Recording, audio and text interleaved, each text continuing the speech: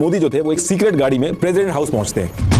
Mehbooba Mufti government बनाने के लिए सबसे पहले तो फोन वगैरह ट्राई करती हैं, लेकिन वो फोन नहीं उठता है। लेकिन आप कोइंसिडेंस देखिए, उसी पर्टिकुलर टाइम पे फैक्स मशीन खराब हो जाती है। इसी दिन आर्टिकल 370 हटाने की नींव रख दी गई थी। अनुच्छेद 370 के सभी खंड लागू नहीं होंगे। इस पर्टिकुलर टाइम तक बीजेपी ने अपनी पूरी प्लानिंग कर ली थी। एडवाइजरी जारी की जाती है कि डिवोटीज यात्रा बीच में ही रोक दें और जो कश्मीर वैली है उसको छोड़ के वहां से बाहर चले जाएं। यानी कि इसकी वजह से आर्टिकल 370 को हटाना बहुत ही टेढ़ी खीर हो गई थी। नेहरू जी आर्मी भेजने के बहुत खिलाफ थे, लेकिन सरदार वल्लभ भाई पटेल जबरदस्ती आर्मी भेज देते हैं। जब पाकिस्तान को इतना पीछे कर दिया था, थोड़ा और पीछे कर देना चाहिए था। बीच में यूएन में जाने की क्या जरूरत कि एक देश में दो विधान, दो निशान, दो प्रधान नहीं चलेंगे। देखिए, जब भी जम्मू एंड कश्मीर की बात होती है तो आर्टिकल 370 और 35 है, इनकी बात जरूर होती है और आप सबको ऑलरेडी पता है कि इनको हटा दिया गया है। लेकिन जो आर्टिकल्स थे ये कोई नॉर्मल आर्टिकल्स नहीं थे। इनके अंदर कुछ ऐसी चीजें मेंशंस थी जिसकी वजह से इतने सालों तक ये कंट्रोवर्शियल और एक हिस्टोरिकल मुद्दा बना इंडिया के अंदर। जान दे देंगे इसके लिए, क्या बात कर रहे हो आप? इसको हटाने के बाद भी आज की डेट तक इसके बारे में बात होती है। बहुत ही यूनिक वजह से इन आर्टिकल्स को लाया गया था और जब इनको हटाया गया वो भी यूनिक था, इसलिए इतने साल लगे इसको हटाने में। 4 से 5 साल तक एक प्रॉपर प्लानिंग के तहत इसको हटाया गया और जो प्लानिंग और स्ट्रेटेजी बनाई गई थी वो भी बहुत यूनिक थी। और वही चीज मैं आज आपको बहुत ही डिटेल में बताऊंगा कि ये लाया क्यों गया था और क्या तरीके यूज हुए थे इसको हटाने के लिए। एंड आई एम श्योर आपको ऐसा लगेगा जैसे कोई चाणक्य नीति की मूवी चल रही हो, इतना दिमाग लगा के इसको हटाया गया था। बट इसको समझने के लिए हमें थोड़ा सा पीछे जाना पड़ेगा। देखिए, देश आजाद होने से पहले इंडिया का जो मैप था वो ये था और इस पूरे एरिया में ब्रिटिशर्स 2 तरीके से राज करते थे। ये मैप में आपको येलो और पिंक कलर दिख रहा होगा। जहां येलो कलर है मतलब कि वहां डायरेक्ट ब्रिटिशर्स का राज था, जिसे ब्रिटिश इंडिया कहा जाता था। और जो स्टेट्स आपको पिंक कलर में दिख रहे हैं वहां ब्रिटिशर्स उस जगह के राजा या निजाम के साथ मिलकर इनडायरेक्टली राज करते थे। इनको प्रिंसली स्टेट कहा जाता था। इन प्रिंसली स्टेट्स में राजा अपने स्टेट की सभी इंटरनल चीजें खुद संभालते थे। बस डिफेंस, फॉरेन अफेयर और कम्युनिकेशन जो था ये चीजें ब्रिटिश गवर्नमेंट के हाथ में होती थी। और ये जो जम्मू एंड कश्मीर है, हैदराबाद, जोधपुर, ये सब प्रिंसली स्टेट्स थे। ऐसे करके करीब 565 प्रिंसली स्टेट थे।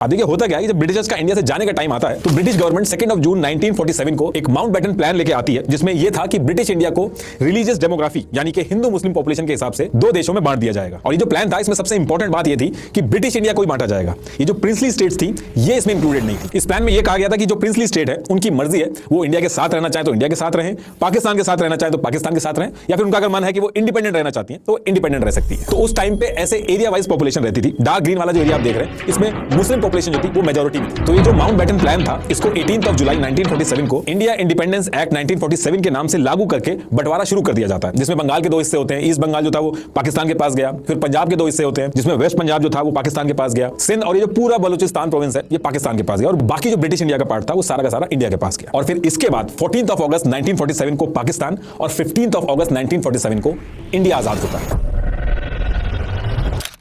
ये जो एरिया था इस तरीके से बांटा गया था। ये जो खाली पार्ट आपको दिख रहा है ये सारे प्रिंसली स्टेट थे, छोटे छोटे प्रिंसली स्टेट थे यहाँ पे। अब ये जो प्रिंसली स्टेट थे इनको इंडिया की तरफ से सरदार वल्लभ भाई पटेल और पाकिस्तान की तरफ से जिन्ना अपने अपने खेमे में जोड़ने के लिए ट्राई करना स्टार्ट करते हैं। पाकिस्तान के पास ये सारे प्रिंसली स्टेट्स आ जाते हैं और बाकी जितने बचते हैं वो इंडिया के पास आ जाते हैं। अब ये सारी चीजें जितनी आसानी से मैं बता रहा हूँ कि ये ऐसे डिवाइड हो गए थे, इतनी आसानी से नहीं हुए थे। कुछ को लालच देके, कुछ को डंडे के जोर पे, बहुत ही मुश्किलों से इन प्रिंसली स्टेट्स को साथ में जोड़ा गया था। तो जब इन प्रिंसली स्टेट को जोड़ा जाता था तो ये जो इंस्ट्रूमेंट ऑफ एक्सेशन डॉक्यूमेंट है ये साइन कराया जाता था। इस डॉक्यूमेंट में मेनली वही सेम चीजें थी जो ब्रिटिशर्स के साथ जो अरेंजमेंट था, सेम वही अरेंजमेंट इस डॉक्यूमेंट के अंदर भी लिखा गया था। डिफेंस, फॉरेन अफेयर और कम्युनिकेशन, इनको छोड़ के जो बाकी इंटरनल मैटर है वो राजा खुद देखेगा। बाकी फिर टाइम के साथ आगे चल के इनसे मर्जर एग्रीमेंट भी साइन करा लिया गया था, जिसमें इनकी जो रियासतें थी वो पूरी तरीके से इंडिया के साथ जुड़ गई थी। अब देखिए, जितने भी प्रिंसली स्टेट थे, छोटे बड़े जितने भी थे, सबका मैटर सॉल्व हो गया था। लेकिन 3 जगह पे आके बात फंस गई थी और वो 3 जगह थी जम्मू एंड कश्मीर, जूनागढ़ और हैदराबाद। और रीजन इसके पीछे ये था कि जूनागढ़ और हैदराबाद में राजा मुस्लिम था, लेकिन इनके स्टेट के अंदर जो मेजोरिटी थी वो हिंदू जनता थी। ऐसे ही जम्मू एंड कश्मीर में राजा हिंदू था, लेकिन जो पॉपुलेशन थी उनमें मेजोरिटी जो थी वो मुस्लिम्स की थी। और इन तीनों प्रिंसली स्टेट्स को अपनी तरफ करने के लिए पाकिस्तान और इंडिया में बहुत ज्यादा बहस चालू हो गई थी। जूनागढ़ का जो नवाब था महाबत खान रसूल खान जी, इन्होंने क्या किया था, इन्होंने अपने स्टेट के अंदर जो दीवान रखा था वो शाह नवाज भुट्टो इसको बनाया था। इसका जूनागढ़ से कुछ लेना देना नहीं था, ये कराची से था। तो जूनागढ़ के राजा के साथ साथ ये जो दीवान था इसका झुकाव भी पाकिस्तान की तरफ था। और फिर 15 अगस्त 1947 को जब जूनागढ़ की पाकिस्तान और इंडिया से जुड़ने की बात चल रही थी तो जूनागढ़ के निजाम और राजा ने कहा कि वो पाकिस्तान के साथ जाके मिलेंगे और इन्होंने 15 सितंबर 1947 को पाकिस्तान के साथ इंस्ट्रूमेंट ऑफ एक्सेशन साइन कर दिया। और इसी पर्टिकुलर टाइम पे जम्मू एंड कश्मीर और हैदराबाद यहां भी इसी तरीके के डिस्कशन चल रहे थे, वो भी अभी आगे बताऊंगा। पहले जूनागढ़ का मैं बता देता हूं आपको। अब जूनागढ़ के राजा ने जब इंस्ट्रूमेंट ऑफ एक्सेशन साइन वगैरह किया तो सरदार वल्लभ भाई पटेल जो थे ये बहुत ज्यादा गुस्सा हो जाते हैं कि एक तरफ तुमने ये कह के पार्टीशन करवा दिया कि हिंदू और मुस्लिम साथ में नहीं रह सकते, और दूसरी तरफ जो हिंदू मेजोरिटी वाला स्टेट है उसको आप अपने में मिला रहे हो। वहीं जिन्ना का कहना था कि इस हिसाब से तो जम्मू एंड कश्मीर में मुस्लिम ज्यादा हैं तो वो तो हमें मिलना चाहिए, इसलिए कश्मीर हमें दे दो। और फिर इधर से कहा जाता था कि इंडिया तो सेकुलर कंट्री है, यहाँ तो किसी भी रिलीजन के लोग रह सकते हैं। तो ये सारी बहस जब चल रही थी तो इसी बीच क्या होता है कि जूनागढ़ के अंडर में 2 रियासतें थी, मंगरोल और बवरियावाद। तो इनके जो राजा थे वो इंडिया के साथ मिल गए और पेपर वगैरह भी साइन करने लगे। और इसके बाद इंडिया ने आर्मी भेज के जूनागढ़ को चारों तरफ से घेर लिया था। ऐसा इसलिए किया गया था ताकि जूनागढ़ का जो कनेक्शन है किसी भी तरीके की सप्लाई वगैरह पाकिस्तान से ना आ पाए। अब ये सारी चीजें देख के निजाम जो था वो डर गया था, वो जूनागढ़ छोड़ के सीधे पाकिस्तान भाग जाता है। और फिर इसके बाद ये डिसाइड होता है कि जूनागढ़ का क्या होना है, इसका फैसला जूनागढ़ की जो जनता है वो करेगी। फिर 28 फरवरी 1948 को प्लेबिसाइड होता है और रिजल्ट में 99.95% वोट इंडिया के फेवर में आ जाता है और इस तरीके से जूनागढ़ जो था वो इंडिया का पार्ट बन जाता है।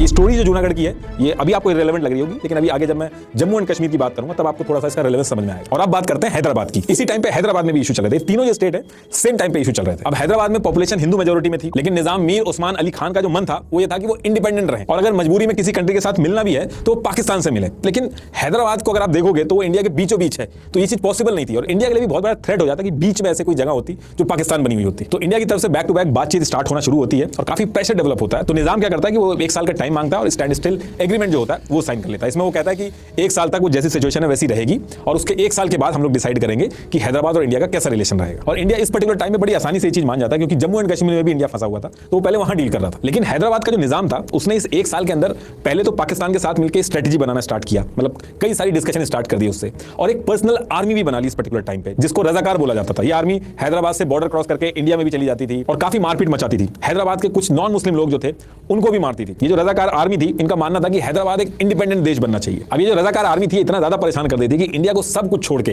हैदराबाद में अपनी आर्मी भेजनी पड़ती है। नेहरू जी आर्मी भेजने के बहुत खिलाफ थे, लेकिन सरदार वल्लभ भाई पटेल जबरदस्ती